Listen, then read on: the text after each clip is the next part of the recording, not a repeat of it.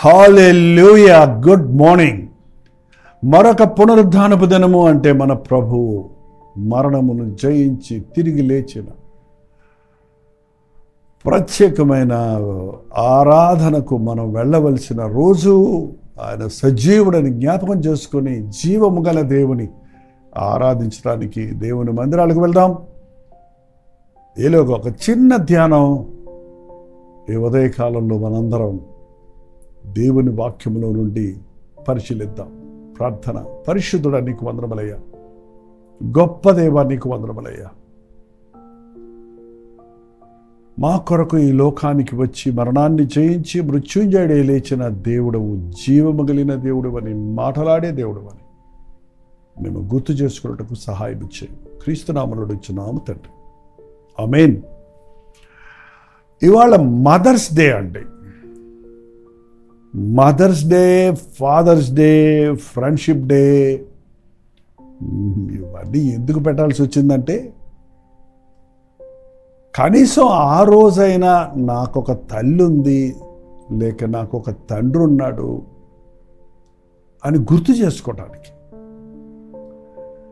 నాకొక స్నేహితుడు ఉన్నాడు, వాడు ఎట్లాంటి వాడు అని పరిశీలించుకోవటానికి.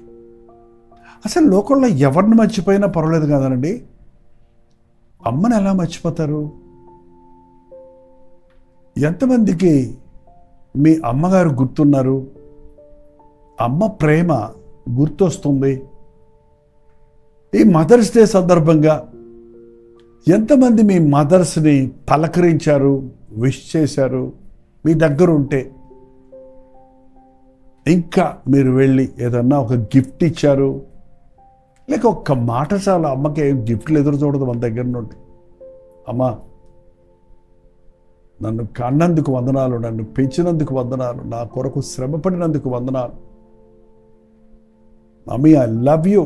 అదే మమ్మీ మమ్మీ అంటే అలవాటైపోయింది ఇప్పుడు. మమ్మీ మమ్మీ అంటే డమ్మీ. చాలామందికి మమ్మీ అంటే చులకన. ఆ రోజుల్లో ఐగుప్తులో సరిపోయిన వారి శవాలను సుగంధ ద్రవ్యాలు వేసి వాటిని నిల్వ చేసేవాళ్ళు చూడండి, వాళ్ళు మమ్మీస్ అనేవాళ్ళు. అంటే అవి బొమ్మలు ఉంటాయి అంతే, అవి మాట్లాడవు, చచ్చిపోయినాయి. మన అమ్మ కూడా మనం ఏది మనకేం చెప్పకుండా అమ్మను నోరు మూసేయటానికి, అమ్మ పలుకులు లెక్క చేయకుండా ఉండటానికి వాళ్ళ బిడ్డలకు అలవాటైపోయిందండి. అమ్మ అనే మాటలో ఎంత మాధుర్యం ఉంది. మీరు తెలుగులో అయితే అమ్మ అని పిలవండి, ఏమీ అమెరికాలో ఉన్నా ఎక్కడున్నా పర్వాలేదు.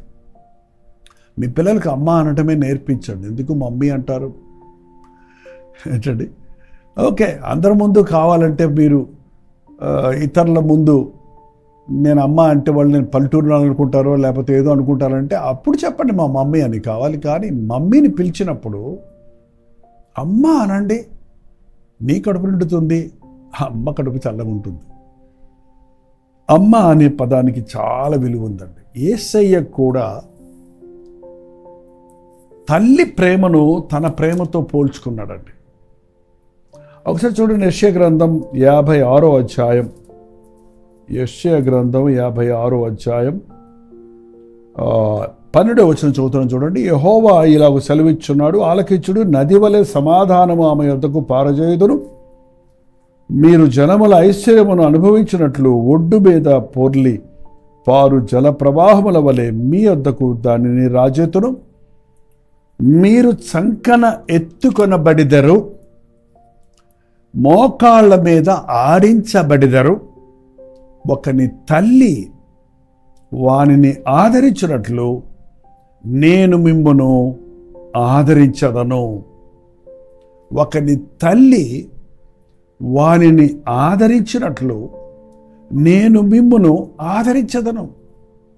నేను మిమ్మును చంకన పెట్టుకొనదను, నేను మోకాళ్ళ మీద మిమ్మల్ని ఆడిస్తాను.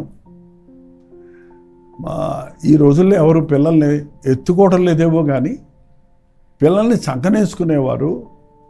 ఆయా సమయాల్లో మోకాళ్ళ మీద బిడ్డల్ని పడుకోబెట్టుకొని ఉయ్యాల జంపాలన్నట్టు పిల్లల్ని ఆడించేవారు. ఆ బిడ్డలు కిలకిలలాడుతూ ఎంత సంతోషంగా ఆ సమయాల్లో ఉండేవారు అన్నది ఈ రోజుల్లో బళ్ళలో పెట్టుకొని సంచుల్లో తగిలించుకొని వీపులకు తగిలించుకున్న తగిలించుకుంటున్న వాళ్ళకి అర్థం కాకపోవచ్చు. మీ బిడ్డల్ని చక్కన వేసుకోండి, ఎత్తుకోండి, భుజాన్ని వేసుకోండి. ఆ రోజుల్లో చాలామంది తల్లిదండ్రులు వారిని తండ్రులు ముఖ్యంగా వారిని మెడల మీద ఎక్కించుకొని వాళ్ళ తండ్రి జుట్టు పట్టుకొని వాడు గుర్రం మీద వెళ్ళినట్టు వెళ్తుండేవాడు, మోసుకొని తీసుకెళ్లేవారు తల్లిదండ్రులు. ఇవాళ ఆప్యాయతలు లేని నుండి మన బిడ్డలు మన మీద మమ్మల్ని వదిలేశారు, మా బిడ్డలు మా వృద్ధాప్యంలో మమ్మల్ని వదిలేశారు, మేమంటే మా మాట వినటం లేదు, మాకంటే ఈ లోకాన్ని ప్రేమిస్తున్నారు, ఫ్రెండ్స్ని ప్రేమిస్తున్నారు అని చెబుతున్నారు. చూసారా? ఎప్పుడైనా లవ్ బిగెట్స్ లవ్. మీరు ప్రేమిస్తే మీ ప్రేమ ఎప్పటికీ ఉంటుందండి. తల్లి ప్రేమను, తల్లిదండ్రుల ప్రేమను మించిన ప్రేమ ఈ లోకంలో ఏదీ లేదు. అందరి ప్రేమలో స్వార్థం ఉంటుంది, కానీ తల్లిదండ్రుల ప్రేమ నిస్వార్థమైన ప్రేమ. అది రక్షించబడిన తల్లిదండ్రులైతే, మీరు ప్రభువుని ఎరిగిన తల్లిదండ్రులైతే మీ ప్రేమలో యేసయ్య ప్రేమ కలుపుతారు. కాబట్టి మీ ప్రేమ యేసయ్య ప్రేమతో జతపరచబడుతుంది. కాబట్టి మరింత ఆప్యాయత, మరింత ఆదరణ, మరింత క్షమాపణ, మరింత సహనము, మరింత ఓర్పు, మరింత ఆశీర్వాదంతో కూడిన ప్రేమగా ఉంటుందండి. తల్లిని లాగా నేను నిన్ను ప్రేమిస్తున్నాను. ఈ లోకంలో అమ్మలు మనతో కొంతకాలమే ఉంటారు, కానీ మన ప్రభు మనల్ని తల్లిలాగా ఆదరిస్తానంటున్నాడు. తల్లి అయిన మరచును కానీ నేను నిన్ను మరువనన్నాడు. ఈ రోజున యేసయ్య ప్రేమను అనుభవించేవారు ఆయన ప్రేమలో నిలిచి ఉండగలుగుతారు. యేసుప్రభు శరీరధారిగా ఈ లోకంలోకి వచ్చినప్పుడు ఆయన, నీవు దీర్ఘాయుష్మంతుడు అగినట్లు నీ తల్లిని తండ్రిని సన్మానించము, ముదిమి వయసు వచ్చినప్పుడు నీ తల్లిని నిర్లక్ష్య పెట్టకము అన్న మాటను ఆయన పాటించాడండి. ఆ యెరూషలేములో దేవాలయంలో కూర్చున్నప్పుడు తల్లిదండ్రులు వెతుక్కుంటూ వచ్చి, ఏంటి ఆయన నీకోసం మేము వెతుకుతున్నాము అన్నప్పుడు, నేను నా తండ్రి ఇంటి పనుల మీద ఉన్నానని చెప్పి ఆ తర్వాత వారి వెంట వెళ్ళి వారికి లోబడి ఉండను అని బైబిల్లో రాయబడింది. 12 years అనగానే టీనేజ్ స్టార్టింగ్ అండి.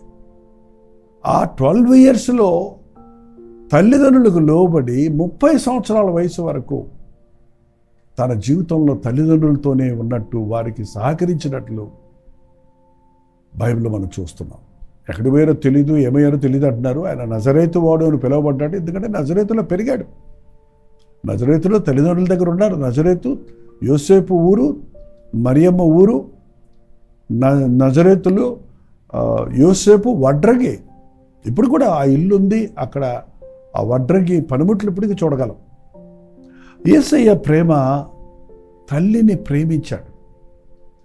ఆయన సిలువలో అంత వేదనలో ఉన్నప్పుడు కూడా, అంత బాధలో ఉన్నప్పుడు కూడా, మన అమ్మను చూసి ఏడుస్తాం. మనం బాధలో ఉన్నప్పుడు అమ్మ మనల్ని ఆదరించాలని, మనం పెద్దోళ్ళు అయిన తర్వాత కూడా అమ్మ మనకి ఇంకా చాకరీ చేయాలని, అమ్మ మనల్ని క్షమించాలని, మనకు అది ఇది ఇవ్వాలని, పెట్టాలని ఆశిస్తుంటాం. కానీ ఆ సమయంలో కన్నీరు మున్నీరుగా ఉన్న మరియను చూసి అమ్మా అమ్మా అని ప్రభు ప్రేమతో పలికిన పలుకు,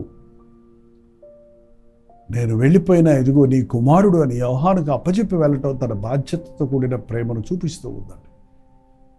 మీరు మీ తల్లులను ప్రేమిస్తున్నారా?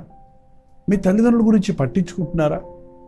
ఈరోజు చాలామంది ఉద్యోగాల నిమిత్తం అమెరికా వెళ్ళిపోతున్నారు, ఇతర దేశాలకు వెళ్ళిపోతున్నారు. వృద్ధులైన తల్లిదండ్రులు విడిచి వెళ్తున్నారు. కానీ వారి యోగక్షేమాలు చూస్తున్నారా? వారికి ఏమైనా పోషణ పంపిస్తున్నారా? వాళ్ళకి డబ్బులు ఇవ్వటం కంటే వాళ్ళ పెన్షన్ డబ్బులతోనో ఏ గంజో కాసుకొని తాగుతారు. అది కంటే కనీసం అమ్మా ఎలా ఉన్నావు, అమ్మ ఆహారం తిన్నావా అని ఎప్పుడైనా ఫోన్ చేసి అడుగుతున్నారా? ఎన్నిసార్లు మీ అమ్మగారు చిన్నప్పుడు మిమ్మల్ని అడిగిందండి, బాబు భోంచేయి నాయన, అమ్మ తినయ్యా, నాయన తినయ్యా. ఏంటండి, పెద్దోళ్ళైన తర్వాత కూడా తల్లి గడుపులో ఎప్పుడు బిడ్డల మీద ఆశ ఉంటుంది. భోంచేసావా అని అడిగేది అమ్మే. కానీ నీవు ఆ అమ్మను తన వృద్ధాప్యంలో ఒక్కసారన్నా పలకరించకపోతే ఆ రుణం ఎలా తీర్చుకుంటాం? తల్లిదండ్రులను సన్మానించండి, మీరు దీర్ఘాయుష్యవంతులు అవుతారు. తల్లిదండ్రులను నిర్లక్ష్య పెట్టేవారు ఏం విత్తుతారో అదే కోస్తారు. రేపు మీ బిడ్డలు మిమ్మల్ని కూడా అలాగే చేస్తారు. తల్లిని ప్రేమించండి. తల్లి ప్రేమను కలిగి జీవించండి. యేసయ్య ప్రేమను తల్లిలో చూస్తున్నాం, యేసయ్యలో తల్లి ప్రేమ చూస్తున్నాం, పర్ఫెక్ట్ ప్రేమను చూస్తున్నాం. నేను మిమ్మల్ని చంకన పెట్టుకుంటాను. ముద్దిమి వయసు వచ్చే వరకు చంకన పెట్టుకుని వాడని నేనే. ప్రభు ఆయన శరీరధారిగా ఉన్నప్పుడు అమ్మా అని సంబోధించాడు. అమ్మను అమ్మనటంలో పెద్ద గొప్పేం కాదు, కానీ ఆ పాపాత్మురాలనే స్త్రీని ప్రభు దగ్గర తీసుకొచ్చినప్పుడు ఈమె పాపం చేసిందని అందరూ ఆమె మీద నేరాలు మోపినప్పుడు, మీలో పాపం లేనివాడు ఆమె మీద రాయి వేయండి అన్న మాటను విన్న గుంపంతా మనస్సాక్షి చేత గుచ్చబడి రాళ్ళు పడేసి వెళ్ళిపోయారు. ప్రభు అక్కడ ఉన్నాడు పాపం లేనివాడిగా. పాపమును ఒప్పుకొని పశ్చాత్తాపడుతున్న స్త్రీగా ఆ స్త్రీ అక్కడే ఉంది. ఆయన తలెత్తి చూచి, ఏమైందమ్మాయి అనలేదు, పో అనలేదు, ఇప్పుడైనా బుద్ధి వచ్చిందా అనలేదు, పేరు పెట్టి పిలవలేదు. ఆమెను ఏమన్నాడు తెలుసా? అమ్మా, ఎవరునూ నీకు శిక్ష విధించలేదా? నేనునూ నీకు శిక్ష విధించను. ఆమె జీవితంలో కరువైంది అమ్మ ప్రేమ. ఆమె బిడ్డలో ఉన్న ఆమెను అమ్మ అని పిలవరు, అంత దౌర్భాగ్యపు జీవితం. ఆమె తల్లిదండ్రులున్న మా అమ్మాయి అని చెప్పుకోలేరు. కానీ అటువంటి వారిని కూడా తల్లిని ప్రేమించినట్లుగా ఒక ప్రేమ పలుకుతో ఆమె హృదయాన్ని ఆదరించాడు. అమ్మా, ఎవరునూ నీకు శిక్ష విధించలేదా? నేనును నీకు శిక్ష విధించను, వెళ్ళి ఇకను పాపము చేయకుము అన్నాడు. యేసుప్రభుని కన్నీళ్లతో ఆయన పాదాలు కడిగి తల వెంట్రుకలతో తుడిచిన మరో స్త్రీ ఉంది, మగ్దలేని మరియ.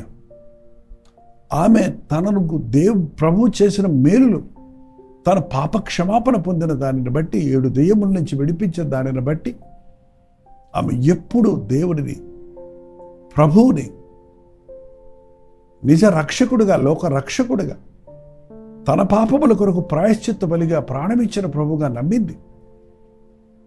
పునరుద్ధానుడైన తరువాత సమాధిలోకి తొంగి చూసి ఆయన శరీరం అక్కడ లేకపోవడం చూసి అందరూ వెళ్ళిపోయారు. కానీ ఆమె నా ప్రభువును చూడాలని అక్కడ ఏడుస్తూ ఉంటే, తండ్రి సన్నిధికి వెళుతున్న ప్రభువు ఆమె కొరకు దిగి వచ్చినట్లుగా కనపడుతుందండి.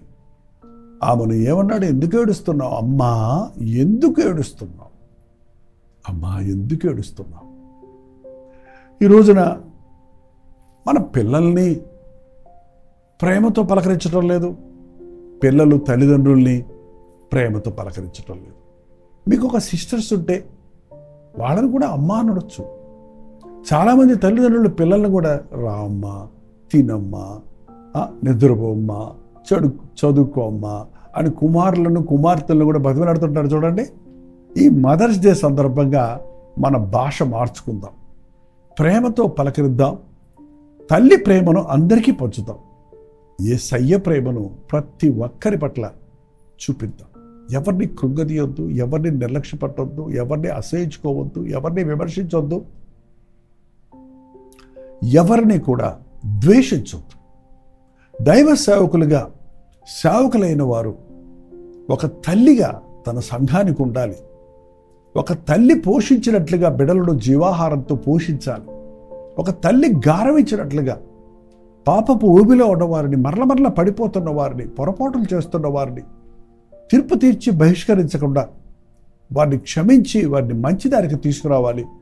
వారికి దేవుని వాక్యాన్ని అభ్యసింపచేయాలి. పౌలు అన్నాడు, అలాగే మేము మీ మధ్య తల్లి వలె మిమ్మల్ని గారవించాము. ఒకసారి చూడండి, తెస్సలోనికీయులకు రాసిన మొదటి పత్రిక, తెస్సలోనికీయులకు రాసిన మొదటి పత్రిక 1వ అధ్యాయము 7వ వచనం చదువుతున్నాను చూడండి. అయితే స్తన్యమిచ్చు తల్లి తన సొంత బిడ్డలను గారవించినట్లుగా మేము మీ మధ్య సాధువులమై ఉంటిమి. అయితే స్తన్యమిచ్చు తల్లి, పాలిచ్చే తల్లి తన సొంత బిడ్డలను పట్ల సాధువులుగా అన్నట్లు మేము మీ పట్ల సాధువులుగా ఉన్నాం. తల్లి బిడ్డ కొరకు తన శరీరంలోని రక్తాన్ని పాలగా మార్చి పంచుతుందండి. ఆ బిడ్డ పోషణ కొరకు, ఆ బిడ్డ కొరకు సమయాన్ని కేటాయిస్తుంది.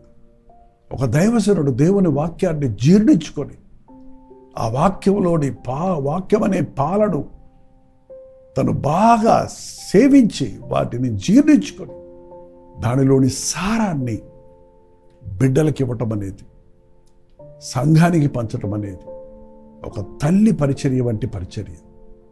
తల్లులు బిడ్డలకు పాలు ఇవ్వటం లేదట. పోత పాలు అంటారు, డబ్బా పాలు అంటారు. అలాంటి పాలతో పెరిగిన పిల్లలు వారి ఇమ్యూన్ సిస్టమ్స్ బలంగా ఉండదని, పసిబిడ్డలకు అత్యున్నతమైనది తల్లి పాలేనని ఇప్పుడు చెప్తున్నారు కదా. అలాగే దైవ సేవకుడు ఎవరు చెప్పిన వర్తమానాలు, ఎక్కడో విన్న వర్తమానాలు చెప్పడం వల్ల కాదు, కానీ ఆ బిడ్డల కొరకు ప్రార్థించి వారి అవసరతకు తగినటువంటి వర్తమానాన్ని తను ముందుగా ధ్యానించి తన హృదయానికి అనునయించుకొని తను పంచినప్పుడు ఆ బిడ్డలు ఆరోగ్యవంతులుగా విశ్వాసులు ఉంటారు. అలాగే ప్రతిరోజు మీకు వాక్యం అనే పాలన అందించడానికి ప్రయాసపడుతున్నాం. వినండి, వాక్యానుసారంగా జీవించండి. మీరు కూడా దేవుని ప్రేమతో నింపబడి ఆ ప్రేమను అందరికీ పంచండి. ప్రార్థన. పరిశుద్ధుడ, ప్రేమగల తండ్రి, మరోసారి నీ సన్నిధిలోనికి వస్తున్నామయ్యా. ఈ మదర్స్ డే సందర్భంగా ఎంతమంది తల్లులు నిర్లక్ష్యపరచబడ్డారో గుర్తు చేసుకొని, ఎన్నిసార్లు మా తల్లులను మేము బాధ పెట్టామో అన్నది జ్ఞాపకం చేసుకొని వారి యొద్ద క్షమాపణ అడుగుటకు, నీ సన్నిధిలో పశ్చాత్తాపడుటకు, మా తల్లులను మాకిచ్చినందుకే నీకు స్తుతులు చెల్లిస్తూ ఆ తల్లి ప్రేమను మేము జొర్రుకొని యేసయ్య ప్రేమతో మేము నింపబడి ఈ లోకములో నీ ప్రేమ సాక్షులుగా ఉండటకు మా ఒక్కొక్కరికి నీ సహాయము చేయమని క్రీస్తు నామములో అడుగుచున్నాను తండ్రి. ఆమేన్. మన తండ్రి అయిన దేవుని యొక్క ప్రేమయు, కుమారుడైన క్రీస్తు యొక్క కృపయు, ఆదరణకర్త అయిన పరిశుద్ధాత్మ యొక్క సహవాసమును కూడి ఉన్న మనందరికీ ఇప్పుడును సదాకాలము తోడయుండును గాక. ఆమేన్. దేవుని స్తోత్రం. మీ ప్రార్థన అవసరతల భారాలు 954041 నెంబర్కి, మీరు ఇతర దేశాల్లో ఉంటే 910100 నెంబర్కి ఒక టెక్స్ట్ లేక వాయిస్ మెసేజ్ ద్వారా వాట్సాప్ పెట్టండి. అవన్నీ మేము పరిశీలిస్తున్నాం, మీకోసం ప్రార్థిస్తున్నాం. మీరు కూడా ప్రార్థించండి. దేవుడు అద్భుతమైన జవాబులు ఆయనకు అనుగ్రహిస్తున్నాడు. రోజుతో కల్వరి చర్చిలో జరిగేటువంటి ఆరాధన మీకు లింక్ ఇస్తున్నాం. మీరు కూడా మాతో పాటు పార్టిసిపేట్ చేయండి. మీ ముందుగా మీ మందిరాలకు వెళ్ళండి. ఈ మదర్స్ డే సందర్భంగా మీ తల్లులను గ్రీట్ చేయండి, వారికి విషెస్ చెప్పండి, వారికి గిఫ్ట్స్ ఇవ్వండి, వారిని మీ ప్రేమను వారికి వ్యక్తపరచండి. వారికి మీరు కృతజ్ఞతలై ఉన్నామన్న సంగతి వారు తెలియనట్లుగా వారి హృదయాలకు ఆదరణ కలుగు చేయండి. మధ్యాహ్నం 3 గంటల హెచ్చరిక, అలాగే రాత్రి 9 గంటల కలుగురి ప్రతి తొడుగులో మళ్ళీ కలుసుకుందాం. అంతవరకు దేవుని మహాకృప మీకు తోడైనది గాక.